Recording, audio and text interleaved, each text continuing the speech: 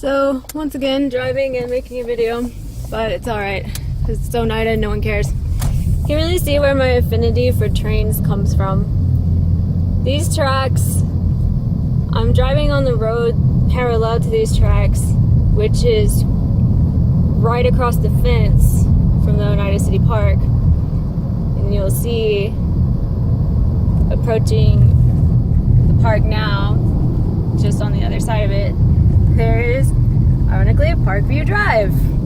And then there's the park. You can see the lake, probably see the restrooms and, you know, everything. But then, of course, we've seen the hill that I used to live on. It's just right back there. Just back there, beyond those trees. And these tracks run all through town and split off, go through the lumberyard at Hartco. And living on the hill, no matter where the train was in town, there are so many various crossings of different roads.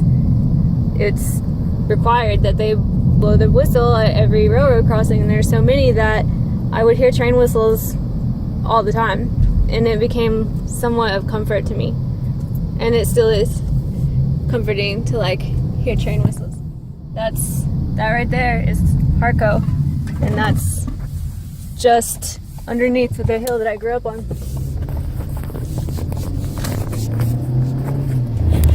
I just wanted to record a little bit more and talk about this train.